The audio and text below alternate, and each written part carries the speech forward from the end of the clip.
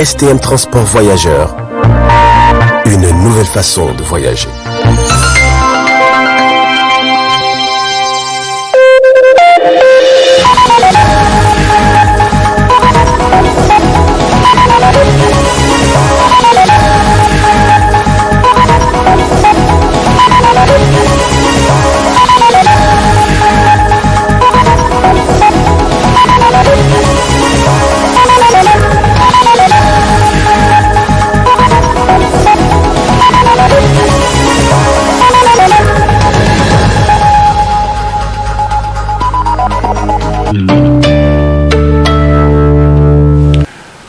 Bonsoir à tous, bienvenue à ce journal du soir. Cela dit, le ministre d'État chargé de l'Intérieur, de la Sécurité publique, de la décentralisation et des affaires coutumières et religieuses a procédé ce matin à l'inauguration du nouveau siège abritant la DST, la Direction de la Surveillance du Territoire. C'était en présence des représentants de l'Union Européenne, des représentants des États-Unis d'Amérique et de l'OIM. Aïssa Adamou et Kantama Ibrahim pour plus de détails.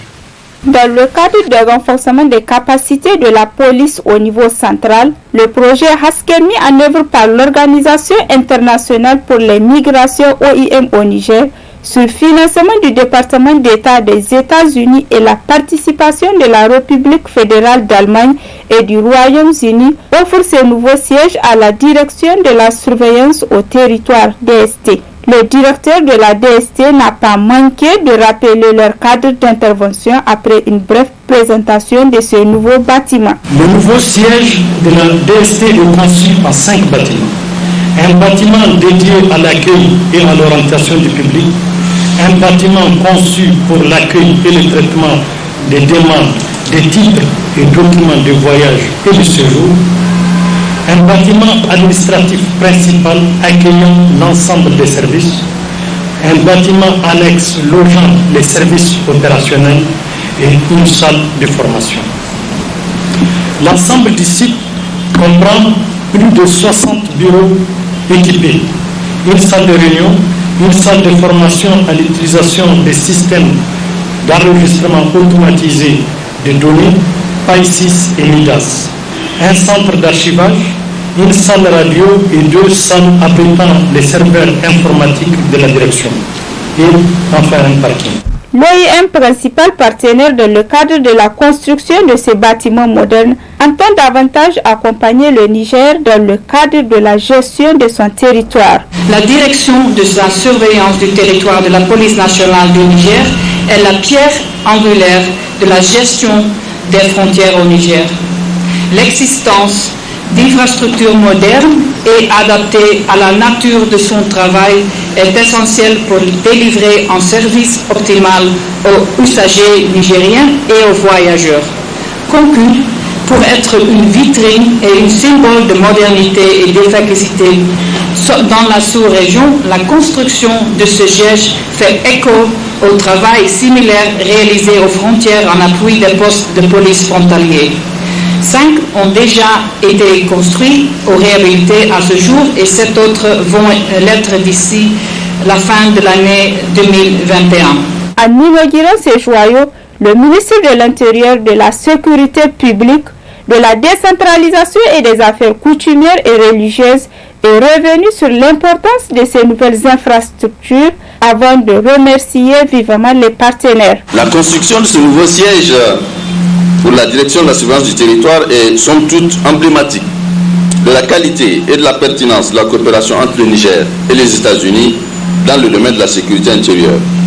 Réaliser un si bel édifice au profit de la DST est surtout emblématique du rôle stratégique que cette structure joue plus globalement dans la gestion et la sécurisation de nos frontières et la place importante qu'elle doit occuper davantage au sein de la police.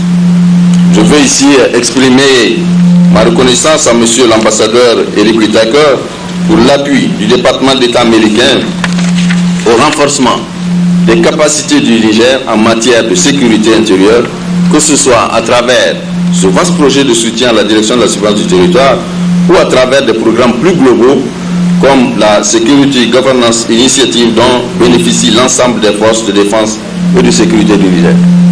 Nous saluons également la présence donc, de l'envoyé spécial pour le Sahel, dont la présence ici renforce encore davantage notre collaboration et notre coopération avec les États-Unis. Nous vous remercions de tout ce que vous faites pour notre pays. À l'ambassadrice du Royaume-Uni, le Royaume-Uni qui a également contribué énormément à notre sécurisation, et nous les remercions, et nous remercions également de sa présence, l'ambassadrice qui a fait le déplacement pour être ici à Niamey à l'occasion de cette cérémonie. Merci madame d'être là. En effet, dans un contexte marqué par la recrudescence des menaces sécuritaires aux frontières, des enjeux migratoires multiformes, la forte demande des services publics par les usagers, il est crucial pour la DST de disposer d'infrastructures et équipements modernes. La construction de ce nouveau siège moderne de la DST vient donc à point nommé car elle intervient dans leur contexte sécuritaire caractérisé par la persistance des actes terroristes. Présent pour la circonstance à cette cérémonie, c'est l'ambassadeur des États-Unis d'Amérique. Comme vous le savez, les États-Unis sont aussi partenaires financiers, bien sûr, dans la construction de ce nouveau siège de la DST. Eric Whitaker a tenu à s'exprimer à la presse. En avril l'année dernière, nous avons posé la première pierre du nouveau siège de la direction de surveillance territoriale ici. Aujourd'hui, nous sommes réunis pour son inauguration. La sécurité du territoire et la gestion efficace de ses frontières restent parmi les principaux défis auxquels le Niger est confronté aujourd'hui, aggravés par la menace de criminalité transfrontalière, de trafic et de terrorisme aux frontières. Ce sont des défis dans lesquels le DST joue un rôle vital et unique en tant que service chargé de faciliter la gestion d'immigration tout en sécurisant les frontières et en faisant face aux menaces et défis qui y sont rencontrés. Ce nouveau siège fait partie du projet Husky DST, financé par le Bureau international de lutte contre la drogue et l'application des lois INL du département d'État américain. Le programme est mis en œuvre par l'Organisation internationale pour la migration en étroite collaboration avec la police nationale du Niger. Au cours des 12 dernières années, le projet Husky DST s'est renforcé d'améliorer la gestion de la sécurité frontalière du Niger afin d'enrayer la criminalité transfrontalière, le trafic et le terrorisme. Monsieur le ministre, le DST joue un rôle essentiel pour relever ces défis en tant qu'une institution clé chargée de faciliter la gestion de l'immigration et de sécuriser les frontières du Niger. Vous venez de suivre l'intervention de l'ambassadeur des États-Unis d'Amérique, Eric Whitaker, à l'occasion de l'inauguration du nouveau siège de la DST. C'était ce matin. Cela dit, logés dans les différentes écoles des quartiers inondés, les sinistrés enregistrés depuis le début de ces inondations vivent dans des situations plus ou moins difficiles selon les cas. En tout cas, c'est le constat qu'une de nos équipes en a fait au niveau du site de l'école Rive Droite 3, située dans l'arrondissement communal, bien sûr, Niamey 5. Le reportage est signé Zenebou Gagara. La crue du fleuve Niger a provoqué cette année des inondations, notamment dans les quartiers riverains du fleuve. L'on enregistre du coup plusieurs milliers de sinistrés au titre de la région de Niamey. Le gouvernement a mis à leur disposition des salles de classe pour les héberger et plusieurs autres appuis en nourriture et autres biens. Seulement cet appui ne semble pas couvrir le besoin de tous les sinistrés pour ceux qui sont logés au sein de l'école Rive Droite 3. Ils n'ont presque rien reçu de tout l'aide que le gouvernement envoie aux sinistrés. Vraiment, c'est déplorable, je peux le dire, parce que ici, nous avons arrêté 2100 personnes qui vivent ici. Donc il y a 18 classes seulement. Il faut imaginer, donc ça dépasse plus de 100 par classe, si je peux le dire. Donc il y a des gens qui n'ont même pas de nattes. Et il y a des gens qui n'ont pas de moustiquaires. Donc on est en période de... là où le padivanage, quoi, donc il y a trop de paludisme. Donc on a eu même un cas, quoi, un décès, un petit faute de soins. Médicaments, rien là, on n'a rien eu. Donc les autorités, on dirait qu'on n'est pas des Nigériens, parce que le maire, il n'y a personne qui nous rend visite, quoi, à part des bonnes volontés. Donc je profite à l'occasion pour remercier un jeune du quartier qui nous aide beaucoup, quoi. Donc lui là vraiment il a tout fait. Si on a eu deux comme lui là, l'eau là ne va même pas nous faire on ne va même pas devenir des sinistrés, quoi. Donc vraiment il a beaucoup fait et il est en train d'aider jusqu'à présent, il n'a pas séché. Qu'il vienne au moins pour nous rendre visite. Pour nous rendre visite, c'est ce que nous souhaitons, quoi. Vraiment. Hein? Non, ici nous on n'a rien eu. Rien, à part les bonnes volontés que je dis, un certain Ibrahim et donc il y a d'autres. Je profite aussi pour remercier les footballeurs, quoi. Donc les MENA, eux, ils nous ont amené au moins, je ne sais pas, c'est 20 sacs. 20 sacs et nous avons divisé ça. Il faut regarder, il y a un sac de riz plus les nattes et plus les moustiquaires. Donc les joueurs de foot, quoi, les MENA, quoi. Eux, ils nous ont amené vraiment, avec Ibou seulement, c'est eux seulement. À part ça, rien, vraiment. Ah oui, on dirait que nous n'existons pas. Ils ne savent même pas où est l'école Rive Droite 3. Voilà, ils ne savent même pas, peut-être. Non, on n'a jamais été là-bas. Parce que quand on parle à la mairie, ils ne sont pas là. Moi, j'ai été à la mairie, il n'est pas le SG aussi n'est pas là, quoi. Donc, j'ai jamais été encore. J'ai été une fois. Non, je n'ai rien laissé.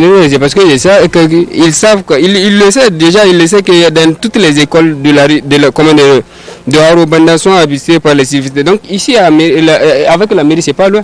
C'est pas loin. Ils peuvent venir pour nous rendre visite au moins. Il sait. C'est à cause de ça, peut-être même il ne part pas au boulot.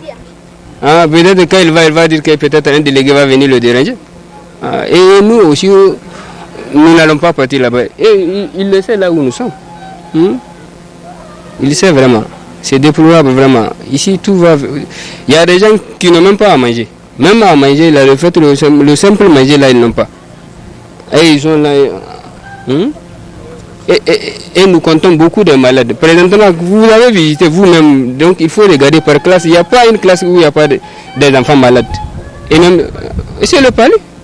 C'est le palais. Il y a un ONG qui m'a appelé, il m'a dit qu'il va jusqu'à présent RAC lui aussi. Même médicaments simples, donc jusqu'à présent RAC. On ne sait jamais, c'est l'appel seulement qu'il est en train de faire. Frappées par cette catastrophe naturelle, ces personnes sinistrées logées au sein de l'école Rive Droite 3 semblent être laissées à leur propre sort. Elles vivent comme en sandwich, sans soins médicaux, exposées les plus vulnérables à des maladies comme le paludisme.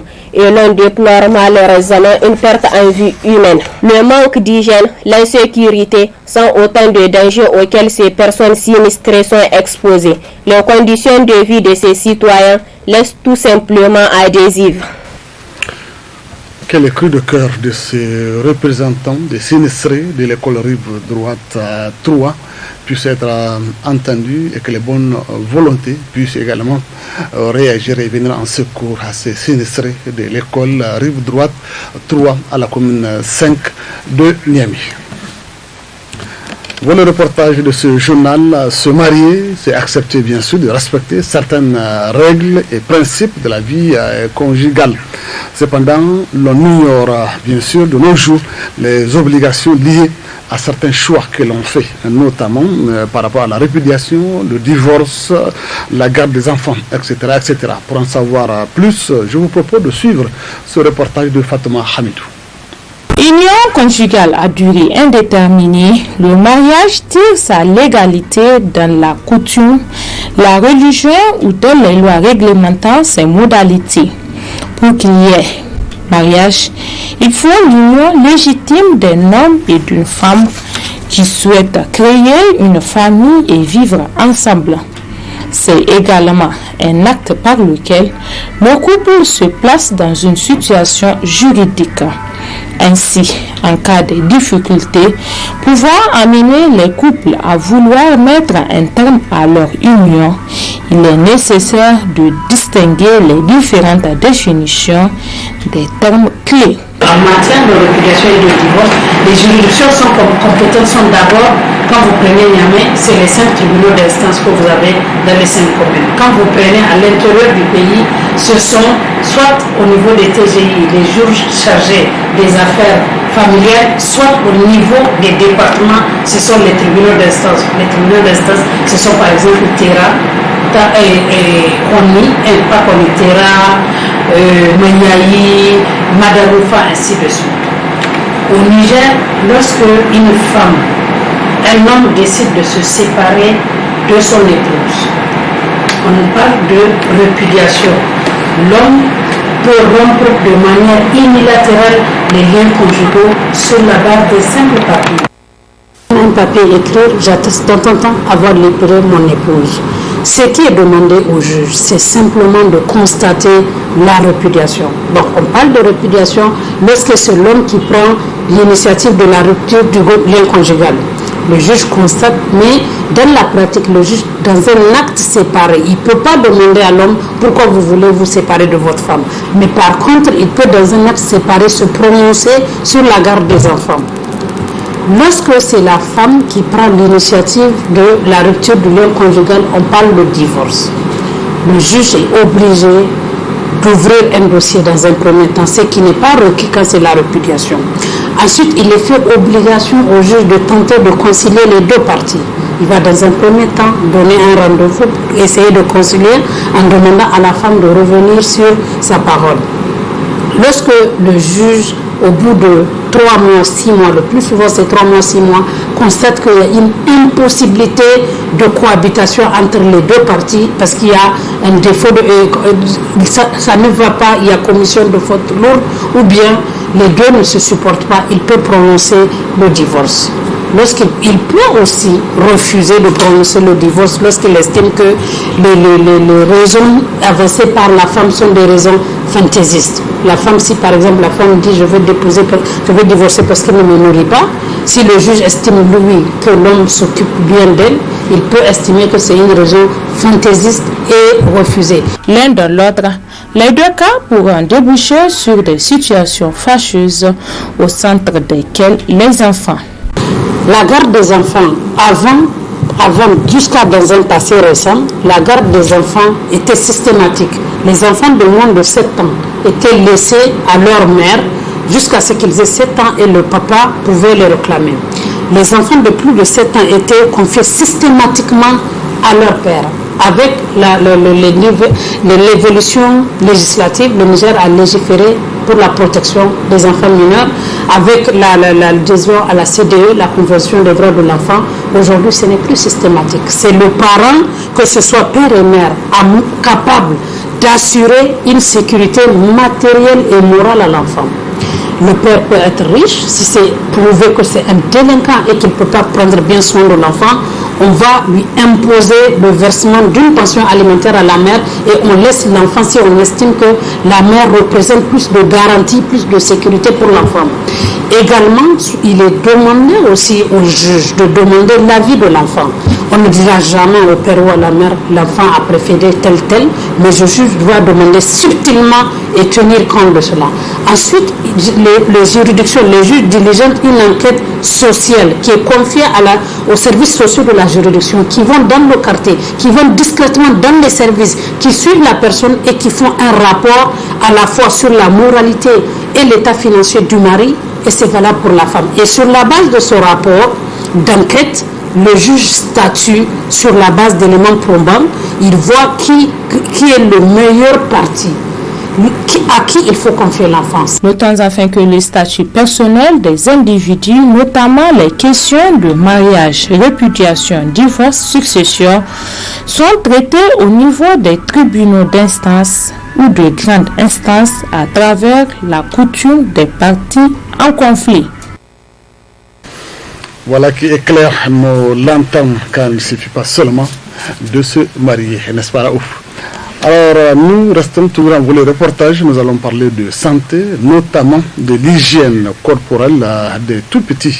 En effet, ici avec pour la plupart un système immunitaire très faible, les enfants sont souvent vulnérables face à certaines infections dues à un manque d'hygiène. Retrouvons Fatoumata Hamidou. Jusqu'à 7 ans, le système immunitaire d'un enfant n'est pas mature.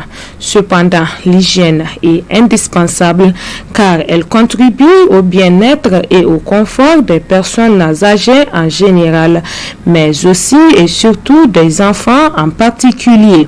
La question de l'hygiène, c'est une question extrêmement importante, en ce sens où c'est pratiquement la vitrine pour permettre d'améliorer d'abord l'état de santé, mais aussi le confort de l'individu. Et surtout quand on prend l'enfant qui est, je dirais, fragile ou du moins c'est vulnérable, il est important de prendre soin de la question de son hygiène. D'abord, en termes d'hygiène, il y a plusieurs aspects. Il y a l'hygiène corporelle, il y a l'hygiène vestimentaire, il y a l'hygiène alimentaire en fonction de ce que nous consommons. Et l'hygiène environnementale, bien sûr, parce que si l'environnement dans lequel vit cet enfant n'est pas en fait hygiénique, c'est-à-dire l'assainissement n'est pas garanti, il y aura évidemment des soucis sur le plan de la santé. Ainsi, quelles précautions doit-on prendre pour rendre un enfant propre? À ce sujet, Dr Mamansani se prononce. D'abord, très tôt le matin, il faut lui faire son bain, il faut nettoyer, laver le visage pour éviter effectivement à ce qu'il y ait un manque d'hygiène entraîne des problèmes ophtalmologiques, c'est fréquent, mais aussi d'autres maladies dermatologiques parce qu'en termes d'hygiène corporelle, toujours si l'enfant ne peut pas laver régulièrement avec de l'eau, des savons fréquemment, ils peuvent développer beaucoup de maladies dermatologiques. Vous êtes d'accord avec moi, genre la gale, le pouls qui peuvent évidemment entraîner beaucoup de problèmes d'ordre dermatologique, les mycoses, c'est beaucoup de maladies qui les enfants développent, en tout cas s'il n'y a pas soin, n'est-ce pas, corporel.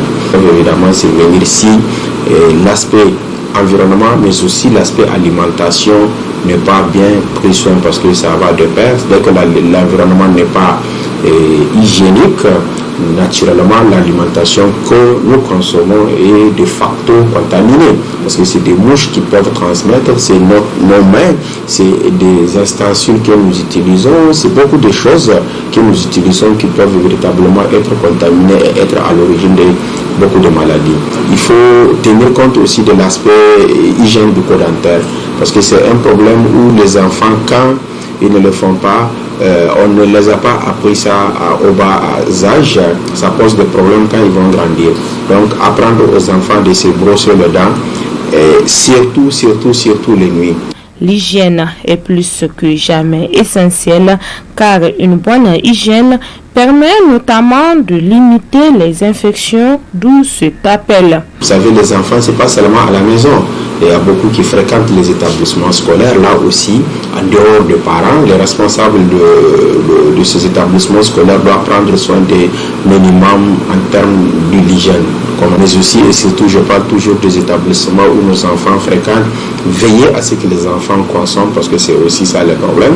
La question de l'hygiène occupe une place importante dans la santé. Donc, si nous améliorons effectivement l'aspect hygiène, surtout pour nos enfants, dans notre pays où la morbidité et la mortalité infantile est élevée, j'avoue que nous allons faire un pas énorme. Il y a véritablement un lien entre l'hygiène et l'amélioration de l'état de santé et de manière globale le développement. Donc je pense que les parents doivent prendre conscience de cela pour éviter la survenue des maladies fréquentes chez les enfants, de redoubler d'efforts pour prendre soin en termes d'hygiène des enfants. Une bonne hygiène corporelle participe à une bonne hygiène de vie et repose sur un ensemble de démarches quotidiennes qui visent à maintenir la propriété du corps pour s'assurer une bonne santé.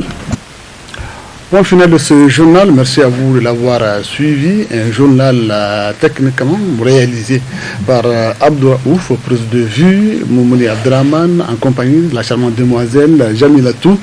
Bien sûr, au nom de toute l'équipe rédactionnelle également qui a mis en œuvre ce journal, je vous souhaite de passer une excellente fin de soirée. Bonne suite de programme sur Tambara.